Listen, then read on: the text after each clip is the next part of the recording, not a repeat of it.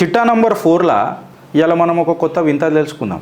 ఈ వింత ఇక ఆబ్వియస్గా ఎవరికి ఉంటుందో, ఎవరి గురించి మాట్లాడుతామో చిత్రగుప్తులో మీకు తెలుసు కదా. ఈ ముస్లింల గురించి మాట్లాడేటప్పుడు ఒక కొత్త వింత. ఈ వింత ఏందనంటే మీది మేము దోసుకుంటాం, కానీ మాది మీకు మాత్రం ఇయ్యం. అరే ఇదేంద్ర భయ్ అని చెప్పి మాట్లాడితే ఇది నేనంటలేను రా అయ్యా, మళ్ళీ గిరీష్ గాని మీద ఏడ్చి సావకుర్రి.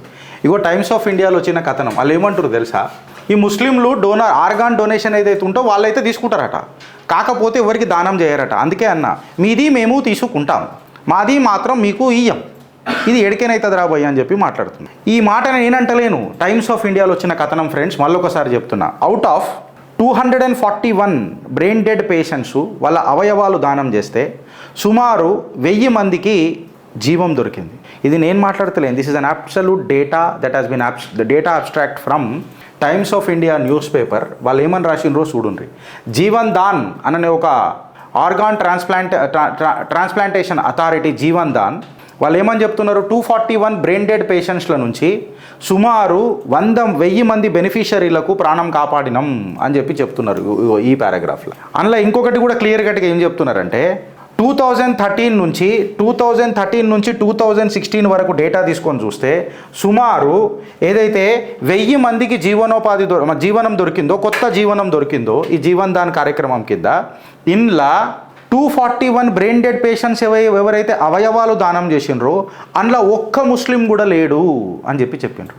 వీళ్ళకు కాఫీర్ల పైసలు కావాలి, కాఫీర్ల భూములు కావాలా, కాఫీర్లు ట్యాక్స్ కడితే వీళ్ళు బతుకుతారు. మనం ఇద్దరం గంటాం, ఇద్దరిని కానీ సక్రమంగా ట్యాక్సులు కట్టి సక్రమంగా కరెంటు బిల్లులు కట్టితే ఈడు 14 మందిని కానీ ఈయన్ని పెంచి పోషించాల్సింది మనం. ఈ ప్రాబ్లం ఏడికైనా వస్తుందో ఒకసారి మీరు అర్థం చేసుకోండి. ఈడు కరెంటు బిల్ టైం కట్టిండా, కట్టలే. ఈడు ఏమైనా ట్యాక్సులు కట్టిండా, కట్టలే. ఆఖరికి మనుషులను కాపాడే ఏదన్నా ఆర్గాన్ డొనేట్ చేస్తావురా నువ్వు అని అంటే అది కూడా చేయడు.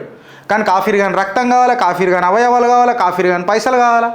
ఈ కాఫీర్ గాడు అన్నిటికీ పనికొస్తాడు, కాకపోతే ఈ కాఫీర్కి నువ్వు మాత్రం పనికిరావు. మళ్ళీ ఇలా జీవన్ దాన్ ఆర్గాన్ ట్రాన్స్ప్లాంటేషన్ అథారిటీ ఏదైతే ఉన్నదో మన రాష్ట్రంలో వాళ్ళే చెప్తున్నారు కదా, డేటా అబ్స్ట్రాక్ట్ ఫ్రమ్ 2013 నుంచి 16 తీసుకొని చెప్తున్నారు. ఏమనంటే ఏవైతే 241 బ్రెయిన్ డెడ్ పేషెంట్స్ల అవయవాలు మేము తీసుకున్నామో వాళ్ళు ఒక్క ముస్లిం కూడా లేడు. రెస్పాన్స్ కూడా అబ్సల్యూట్గా లూక్ వామ్. ఎవ్వరు కూడా ముంగటికి వచ్చి అవయవాలు దానం చేస్తా అని చెప్పి రారు. మళ్ళీ నువ్వు దానం చెయ్యనప్పుడు నీకు అవయవాలు తీసుకునే అర్హత ఉన్నదా అని చెప్పి మాట్లాడితే ఇవాళ షవులు పెద్దగా పెట్టి నుండ్రి ఫ్రెండ్స్. చూడుండ్రి, 53 సంవత్సరాల ఒక హిందూ మహిళ. ఇలా నేను మాట్లాడతలేను, ఇది పేపర్లలో రాస్తున్నారు డైరెక్ట్గా. ఇలా గిరీష్ గారు మాట్లాడతలేడు ఈ విషయాలు. చూడండి రీడ, 53-year-old brain dead Hindu women on June 9, 2015.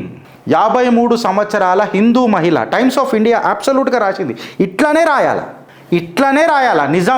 నిజంగానే రాయాలా, నిర్భయంగా రాయాలా నిజాన్ని. 53 సంవత్సరాల హిందూ మహిళ June 9, 2015కి మొహమ్మద్ షరీఫ్ అని 28 ఏళ్ళ ఒక యువకుడికి లివర్ ట్రాన్స్ప్లాంటేషన్, అదే మొట్టమొదటి లివర్ ట్రాన్స్ప్లాంటేషన్ జరిగింది మన తెలంగాణలో. ఇలా నేనంటలేను, సాక్షాత్తుగా ఈడనే రాసిండ్రు. ఈడికి ఆగిపోయిందా, ఉస్మానియా జనరల్ హాస్పిటల్లో జరిగింది. But I'm informed about the lack of organ donors from the Muslim community. Sharif, a resident of Mailavaram Mandal in Kadapa district, told Times of India that not just him but his entire family members and friends hold organ donation as a sacred duty. దాని తర్వాత షరీఫ్ బతికిన తర్వాత నేను ఖచ్చితంగా నా extended family, నా మిత్రులతో చేస్తానని అంటాడు. బట్ వ్యాలిడ్గా ఎంతమందిని చేసిర్రు అని అంటే ఎంతమందిని చేయలే. ఫస్ట్ ముస్లిం ఆర్గానే కావాలన్నారట, లేకపోయేసరికి బతకాలన్న ఆశతో హిందూ మహిళలు తీసుకున్నారట.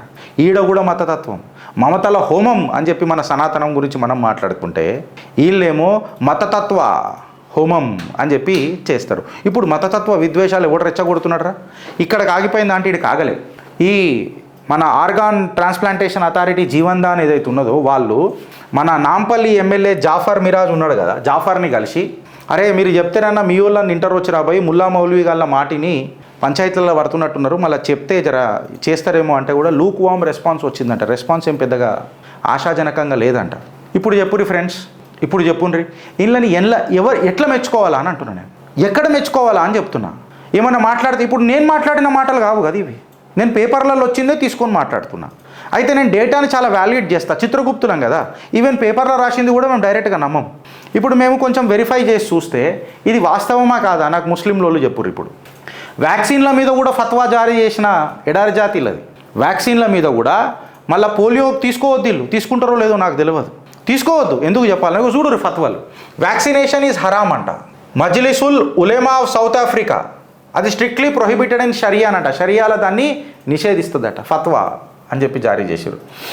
అట్లనే మన ఇంకొకటి ఏంది పిగ్ అండ్ కౌ జెలటైన్ ఏదైతే ఉన్నదో అదైతే అదని అంటారు. ఇప్పుడు గోటెమాగ్లో కూడా హజ్ అండ్ వ్యాక్సినేషన్ కలిసి పోవంట.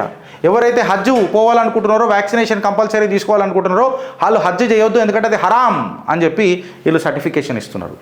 ఇంత పెద్దగా రాసిర్రు ఇక్కడ చూడుర్రి, వ్యాక్సిన్స్ ఆర్ హరాం.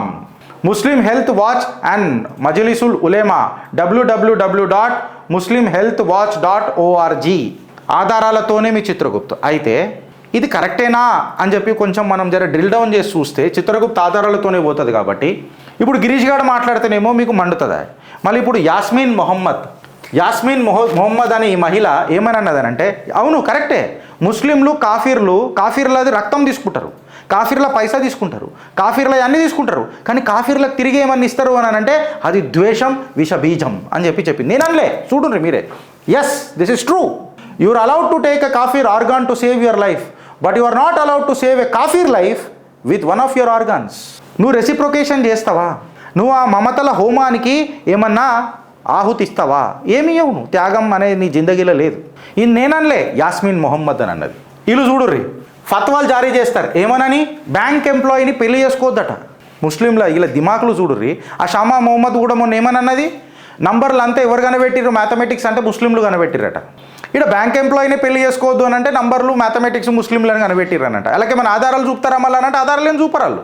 ఇగో ఇక్కడ విధ్వంసం, అరాచకం మొదలవుతుంది. వీళ్ళు చెప్పింది మనం నమ్మాలి, అంతే. దీనికి మనం వితంతవాదం మరి ఎవిడెన్స్ ఏంద్రాబాయ్ అని మాట్లాడితే, అవో నువ్వు అట్లా మాట్లాడతావా, నువ్వు మతతత్వం మాట్లాడతావా, ఈడ ప్రాబ్లం అన్నది. బ్యాంక్ ఎంప్లాయీని ఎందుకు పెళ్లి చేసుకోవద్దంటే తెలుసా? బ్యాంక్ ఎంప్లాయీని ఎందుకు పెళ్లి చేసుకోవద్దనంటే బ్యాంకులలో ఇంట్రెస్ట్కి పైసలు ఇస్తారట. ఇంట్రెస్ట్కి పైసలు ఇస్తున్నప్పుడు అది ఇస్లాంలో హరాం అంట, అందుకే మనం ఖచ్చితంగా పెళ్లి చేసుకోవద్దట. మళ్ళీ నువ్వు బ్యాంక్ ఎంప్లాయీని పెళ్లి చేసుకోవద్దని అన్నప్పుడు బ్యాంకులో పని చేసుడు కూడా తప్పే కదా, అది కూడా హరామే కదా. బ్యాంకులో పనిచేసుడు కూడా హరామే కదా. అయితే ఇప్పుడు జన్ ధన్ అకౌంట్లో ధన్ అని చెప్పి అకౌంట్లో మోడీ పైసలు వేస్తున్నాడు చూడు, అవి కూడా సీమ్నెత్తురు ఉంటే, సిగ్గుశరం ఉంటే, మంచు పుట్టుక ఉడితే ఇచ్చి పడేరు, రిటర్న్ చేసి పడేరు. నేను మాట్లాడింది తప్ప ఫ్రెండ్స్? ఈడికి ఆగిపోయిందా? ఈడికి ఆగలే. ఈడు చూడుర్రి, ఇంకా డీప్ డైవ్ చేసినాం. ఒక దగ్గరనేమో షరియాల ఆర్గాన్ డొనేషన్ మీద మాట్లాడితే, షరియాల ఖచ్చితంగా మీరు ఆర్గాన్ డొనేషన్ చేయాలా, అవయవ దానం అనేది మంచిది, మానవత్వం అది అని చెప్పి షరియాలా చెప్తుంది. మళ్ళీ అదే సున్నీ లాల్ ఏమని చెప్తున్నది, సున్నీ ముస్లిం పర్స్పెక్టివ్లా ఏమని మాట్లాడుతున్నది, ఆర్గాన్ డొనేషన్ ఈజ్ హరామ్. ఏదన్నా ఒక క్లారిటీ మీరు తెచ్చుకోర్రు అయ్యా. సరే, ఈ కన్ఫ్యూజన్లో నేను డిప్రెషన్కి పోయి కళ్ళ కింద డార్క్ సర్కిల్ వస్తున్న తరుణంలో చిత్రగుప్త నాకు జర ప్రత్యక్ష కావా అని చెప్పి మాట్లాడితే టక్కున రాత్రి పరకాయ ప్రవేశం చేసి పొద్దున వచ్చిండు నా దగ్గరికి. ఇప్పుడు పొద్దున వస్తే కనిపించింది ఏంది తెలుసా ఫ్రెండ్స్ మాకు? ఇప్పుడు ఇస్లాంకి టేకాదార్ ఎవరు? పాకిస్తాన్. తోప్ కంట్రీ ఎవరు? పాకిస్తానే కదా. వీళ్ళ పెద్ద వీళ్ళకు జిలేలై టైప్ ఉంటాడు. మళ్ళీ పాకిస్తాన్ వాడు ఏమంటుండు, it is permissible to remove organ of a dead person, వేరోడికి డొనేట్ చేయొచ్చు, అట్లా తద్వారా మన మానవత్వాన్ని క్యారీ చేయొచ్చు అని పాకిస్తాన్ చెప్తుంది. మళ్ళీ ఎంతమంది చేసిండ్రు అని అంటే టైమ్స్ ఆఫ్ ఇండియాలో ఎవరు లేడు, వాళ్ళు కేవలం తీసుకున్నారు కాఫీర్ల దగ్గరికి కానీ కాఫీర్లకు ఏమి ఇవ్వలేదని చెప్పి టైమ్స్ ఆఫ్ ఇండియా రిపోర్ట్ చెప్తున్నది. ఒకడు కాసిఫ్ చౌదరి అని ఉన్నాడు. ఇక వాడైతే ఏం చెప్పిండు తెలుసా, నేనైతే 4 బ్లడ్ బ్యాగ్స్ ఇచ్చినా అని అన్నాడు. అరే నేను 4 బ్లడ్ బ్యాగ్లు మా దాని సైజ్ ఎంత ఉంటుందో అందరికీ తెలుసు, 250 ml ఎంత ఉంటుంది అనుకుంటా, 200 ml 250 ml ఎంత ఉంటుంది నాకు కరెక్ట్గా తెలియదు. నాకు తెలిసి మేము చిన్నప్పుడే 1947లోనే మేము పుట్టంగానే 10th క్లాస్లో ఉన్నప్పుడే దగ్గర 4-5 బ్యాగులు ఇచ్చేసి ఉంటారు మా పూరలు. అర్థమవుతుందా మీకు? నేను 4 బ్యాగులు ఇచ్చిన అంటే కాసిఫ్ చౌదరి గారు నీ నోట్ల అన్నవాడ. అందుకే అంట ఇంట్లో పీనుగులు వెళ్తాయి మీకు ఇంట్లో. అయితే మొన్నటి నుంచి ఒక పెద్ద లొల్లి నడుస్తుంది దేశంలో. గ్రాక్ ఆడు ఇట్లా ఉంటాడు చూడు, ఒకటి రంగడు ఇట్లా అనుకుంటా, జర్మన్ కుక్ ఒక రంగడు, ఆడు ఇట్లా చేతులు ఇట్లు ఉప్పుకుంటూ మాట్లాడుతాడు. నాకు కంపరం లేస్తుంది దాన్ని చూస్తే కిందికేని. అంటే మనం జర ఒక జెండర్ ఉన్నోళ్ళం కదా, ఆడు ఇట్లా చేతులు ఇట్లా అంటాడు చూడు, బటర్ఫ్లై అన్నట్టు. ఇక నాకు ఒక కరెక్ట్ మాట చెప్పాలంటే శివశంకర్ మాస్టర్ కూడా అట్లా తిప్పుతాడు. తిప్పి ఒక కొత్త కథ చెప్పిండు మాకు. గ్రాక్ అంట. గ్రాకు ఆర్ఎస్ఎస్ వాళ్ళని ఇట్లాంటిది, హిందుత్వ వాళ్ళని ఇట్లాంటిది, వాట్సాప్ యూనివర్సిటీ వాళ్ళని ఇట్లాంటిది అని చెప్పి మాట్లాడతారు కదా. అయితే అదే గ్రాకులో నేను అడిగిన, మళ్ళీ గ్రాకు వీళ్ళు మమ్మల్ని బాగా గోకుతారు, ఈ డేటా నిజమేనా గ్రాకు అని చెప్పి అడిగితే గ్రాక్ ఏం చెప్పిందో చూడండి. మళ్ళీ మీరు శ్లోకం అంటారా, దాన్ని ఆయత్ అంటారా, లేకపోతే సూరా అంటారా నాకు తెలియదు. ఖురాన్లా 5:32 దగ్గర ఆర్గాన్ డొనేషన్ చెయ్యొచ్చు అని చెప్పి పవిత్ర గ్రంథం కూడా చెప్తుంది. మళ్ళీ మీరు చేసినరా అంటే ముల్లా మౌలవి గాళ్ళ మాటిన్నారు. టైమ్స్ ఆఫ్ ఇండియాలో ఏమని వచ్చింది, ముస్లింలు తీసుకున్నారు, మీది మాకు చాలా అవసరం కానీ మాది మీకు మాత్రం ఇయ్యం, మేము ఇక అవలగాళ్ళ లెక్కడ పాట పాడుకుంటూ కూర్చోవాలి, సిపాయి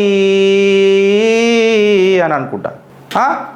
ఆడికి ఆగిపోయిందా? ఆడికి ఆగలే. 19 రెస్పాన్స్లు వచ్చినాయి అయ్యా నాకు గ్రాక్లా 19 రెస్పాన్స్లు వచ్చినాయి.